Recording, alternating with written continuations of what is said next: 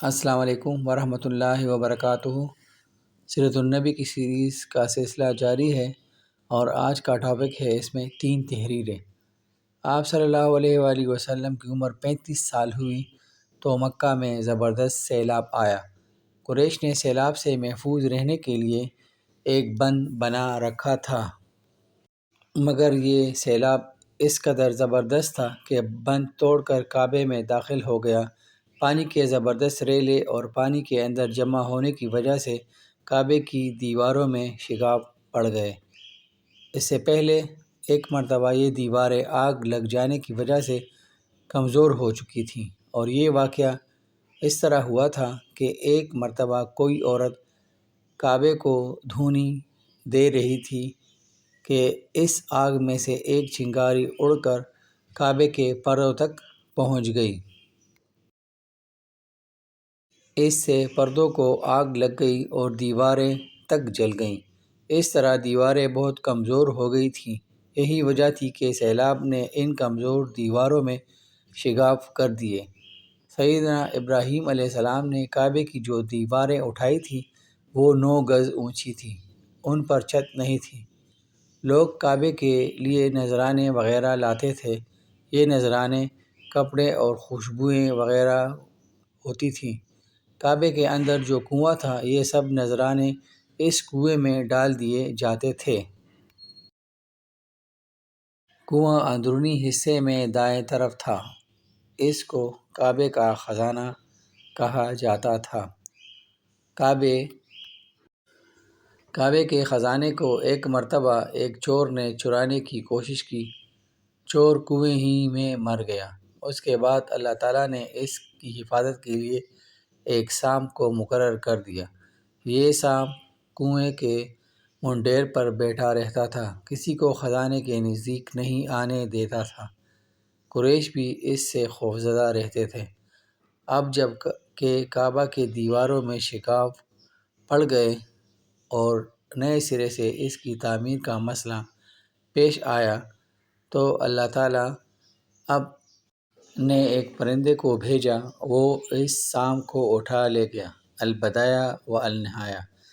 یہ دیکھ کر قریش کے لوگ بہت خوش ہوئے۔ اب انہوں نے نئے سرے سے کعبے کی تعمیر کا فیصلہ کر لیا اور پروگرام بنایا کہ بنیادیں مضبوط بنا کر دیواروں کو زیادہ اونچا اٹھایا جائے۔ اس طرح دروازے کو بھی اونچا کر دیا جائے گا تاکہ کعبے میں کوئی داخل نہ ہو سکے، صرف وہی شخص داخل ہو جسے وہ اجازت دیں۔ اب انہوں نے پتھر جمع کیے۔ ہر قبیلہ اپنے حصے کے پتھر الگ جمع کر رہا تھا۔ چندہ بھی جمع کیا گیا۔ چندے میں انہوں نے پاک کمائی دی، ناپاک کمائی نہیں دی۔ مثلاً طوائفوں کی آمدنی، سود کی کمائی، دوسروں کا مال غصب کر کے حاصل کی گئی دولت چندے میں نہیں دی، اور پاک کمائی انہوں نے بلا وجہ نہیں دی تھی۔ ایک خاص واقعہ پیش آیا تھا جس سے وہ اس نتیجے پر پہنچے کہ اس کام میں صرف پاک کمائی لگائی جائے گی۔ وہ واقعہ یوں تھا: ایک قریشی سردار ابو وہب عمرو بن عابد نے جب یہ کام شروع کرنے کے لیے ایک پتھر اٹھایا تو پتھر اس کے ہاتھ سے نکل کر پھر اسی جگہ پہنچ گیا جہاں سے اس نے اٹھا لیا تھا۔ اس پر قریشی حیران و پریشان ہوئے۔ آخر خود وہب کھڑا ہوا اور بولا: اے قریش، کعبے کی بنیادوں میں سوائے پاک مال کے کوئی دوسرا مال شامل مت کرنا۔ بیت اللہ کی تعمیر میں کسی بدکار عورت کی کمائی، سود کی کمائی یا زبردستی حاصل کی گئی دولت ہرگز شامل نہ کرنا۔ یہ وہب نبی اکرم صلی اللہ علیہ وآلہ وسلم کے والد حضرت عبداللہ کا ماموں تھا اور اپنی قوم میں ایک شریف آدمی تھا۔ جب قریش کے لوگ خانہ کعبہ کی تعمیر کے لیے پتھر ڈھو رہے تھے تو ان کے ساتھ نبی کریم صلی اللہ علیہ وآلہ وسلم بھی پتھر ڈھونے میں شریک تھے۔ آپ پتھر اپنی گردن پر رکھ کر لا رہے تھے۔ تعمیر شروع کرنے سے پہلے قریش کے لوگوں نے خوف محسوس کیا کہ دیواریں گرانے سے کہیں ان پر کوئی مصیبت نازل نہ ہو جائے۔ آخر کار ایک سردار ولید بن مغیرہ نے کہا کعبہ کی دیواریں گرانے سے تمہارا ارادہ اصلاح اور مرمت کا ہے یا اس کو خراب کرنے کا؟ جواب میں لوگوں نے ظاہر ہے کہ ہم تو مرمت اور اصلاح چاہتے ہیں۔ یہ سن کر ولید نے کہا تب پھر سمجھ لو اللہ تعالیٰ اصلاح کرنے والوں کو برباد نہیں کرتا۔ پھر ولید ہی نے گرانے کے کام کی ابتدا کی، لیکن اس نے بھی صرف ایک ہی حصہ گرایا تاکہ معلوم ہو جائے کہ ان پر کوئی تباہی تو نہیں آتی۔ جب وہ رات خیریت سے گزر گئی تب دوسرے دن سب لوگ اس کے ساتھ شریک ہو گئے اور پوری عمارت گرا دی، یہاں تک کہ اس کی بنیاد تک پہنچ گئے۔ یہ بنیاد ابراہیم علیہ السلام کے ہاتھ کی رکھی ہوئی تھی۔ حضرت ابراہیم علیہ السلام نے بنیادوں میں سبز رنگ کے پتھر رکھے تھے۔ یہ پتھر اونٹ کے کوہان کی طرح کے تھے اور ایک دوسرے سے جڑے ہوئے تھے۔ ان لوگوں کے لیے ان کو توڑنا بہت مشکل کام ثابت ہوا۔ دائیں کونے کے نیچے سے قریش کو ایک تحریر ملی۔ وہ تحریر سریانی زبان میں لکھی ہوئی تھی۔ انہیں سریانی زبان نہیں آتی تھی۔ آخر ایک یہودی کو تلاش کر کے لایا گیا۔ اس نے وہ تحریر پڑھ کر انہیں سنا دی۔ اس میں لکھا تھا، میں اللہ ہوں مکہ کا مالک، جس کو میں نے اس دن پیدا کیا جس دن میں نے آسمانوں اور زمینوں کو پیدا کیا، جس دن میں نے سورج اور چاند بنائے۔ میں نے اس کو یعنی مکہ کو 7 فرشتوں کے ذریعے گھیر دیا ہے۔ اس کی عظمت اس وقت تک ختم نہیں ہوگی جب تک اس کے دونوں طرف پہاڑ موجود ہیں۔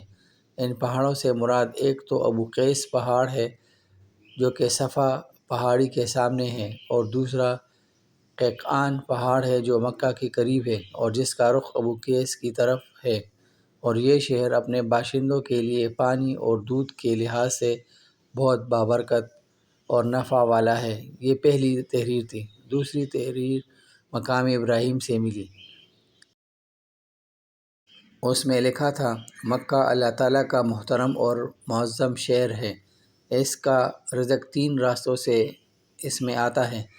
یہاں 3 راستوں سے مراد قریش کے 3 تجارتی راستے تھے۔ ان راستوں سے قافلے آتے جاتے تھے۔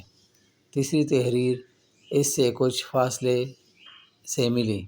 اس میں لکھا تھا، جو بھلائی بوئے گا لوگ اس پر رشک کریں گے، یعنی اس جیسا بننے کی کوشش کریں گے، اور جو شخص رسوائی بوئے گا وہ رسوائی اور ندامت پائے گا۔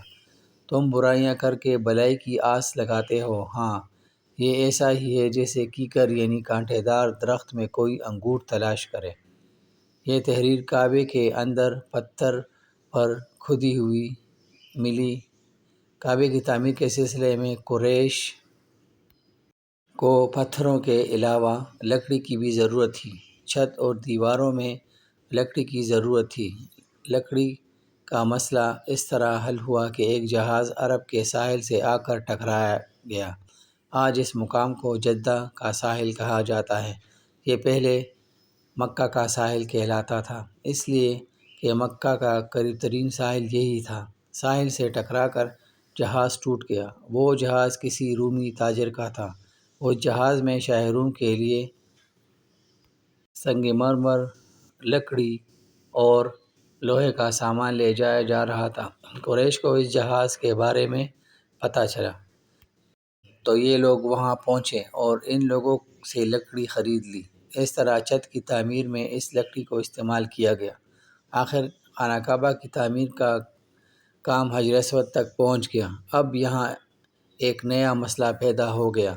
سوال یہ پیدا ہوا کہ حجر اسود کون اٹھا کر اس کی جگہ پر رکھے گا؟ ہر قبیلہ یہ فضیلت خود حاصل کرنا چاہتا تھا۔ یہ جھگڑا اس حد تک بڑھا کہ مرنے مارنے تک نوبت آ گئی۔ لوگ ایک دوسرے کو قتل کرنے پر تل گئے۔ قبیلہ عبدالدار نے تو قبیلہ عدی کے ساتھ مل کر ایک برتن میں خون بھرا اور اس میں اپنے ہاتھ ڈبو کر کہا، حجر اسود ہم رکھیں گے۔ اس طرح دوسرے قبیلے بھی اڑ گئے۔ تلواریں نیاموں سے نکل آئی۔ اس کے بعد کیا ہوا، اس کے لیے آپ کو نیکسٹ ویڈیو دیکھنا پڑے گی۔ تو نیکسٹ ویڈیو کے لیے انتظار کیجیے گا۔ والسلام۔